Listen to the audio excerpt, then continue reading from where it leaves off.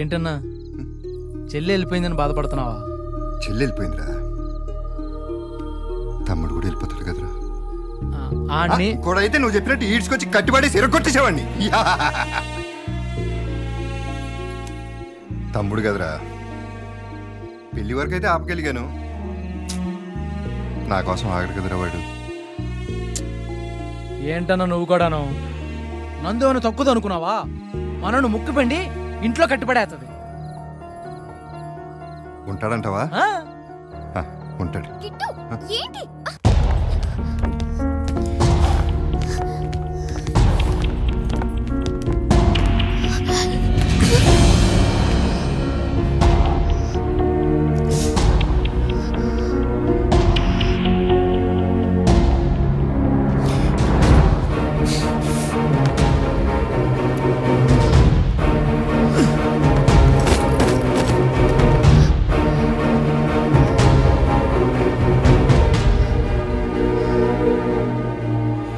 అవును నందు, నేను కిడ్నాప్ చేశాను.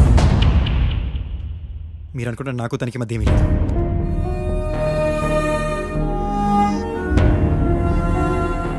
చూసేటు, నేను కష్టపడి సంపాదించిన డబ్బులు నాకు ఇవ్వనని సరికి ఏం చేయాలని తెలియక చేసింది తప్ప నేను ఇబ్బంది పెట్టుంటే సారీ సేటు. నీ మీద ఎంత కోపం నీ కూతురికి హాని జరగడం లేదు. తను తీసుకెళ్ళి సేటు.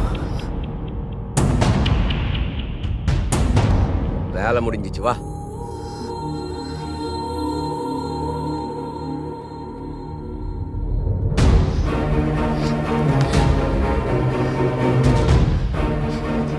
నువ్వు చెప్పింది కరెక్టేరా, నీదేం తప్పులేదు.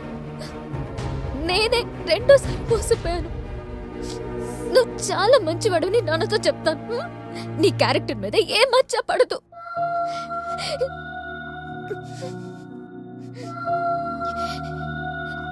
నువ్వు ప్రేమించకపోయినా పర్లేదురా, కానీ ఇలా అమ్మాయికుండా ఉంటే బావును.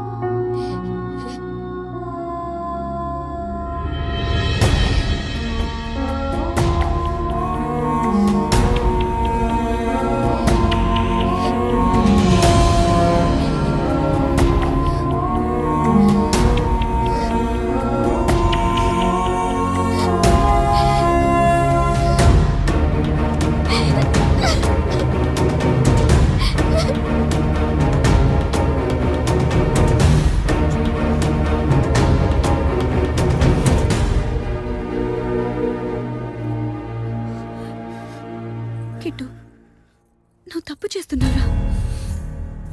నందు మీద నీకు ప్రేమ లేదంటే నేను నమ్మను. వెళ్ళి తను తీసుకురారా, వెళ్ళు. మీ అందరికంటే నందు అంటే నాకు ఎక్కువ ఇష్టం వదినా, అందుకే తనలా వదిలేశాను. అసలు నాకే నచ్చిన ఈ వాతావరణంలో ఒక అమ్మాయిని ఎలా తీసుకురమ్మంటావు వదినా? నందు చిన్నపిల్ల మనసుతో వదినా. నువ్వు 2 కోరముతులు దింపించేసరికి నీలో తన అమ్మని చూసుకుంది. మనం బాధపడితే తను బాధపడింది వదినా. ఆఖరికి రావణ్ లంకర్ కూడా బృందావనంలో ఉంచుకుంటుంది. తన ఊహలు నిజం కాదని తెలియకముందే తనకి నుంచి వెళ్ళిపోవడమే కరెక్ట్ వదినా. ఇవన్నీ నాకు అర్థం కావు వదినా. అర్థమైతే బాగున్నా ఆశ అంతే. పర్లేదు వదినా, చిన్నప్పటి నుండి కోరుకుని అన్ని కూలిపోయి అలవాటైపోయింది. ఇప్పుడు కూడా పెద్ద అదేయట్లేదు వదినా.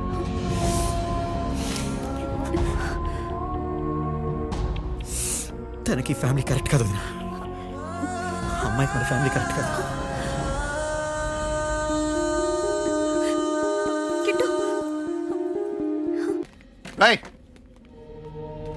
ఏంట్రా నువ్వు కళ్ళ మీద అలిగి పుట్టింటికి వెళ్ళిపోతానంటే మాటంటే మూట సర్దుకుని పోతావు. పోయినసారంటే 2 రోజులు వస్తామని వదిలేశాను. ఇప్పుడు వెళ్తే రావని తెలిసి కూడా ఎలా వదిలేస్తారా?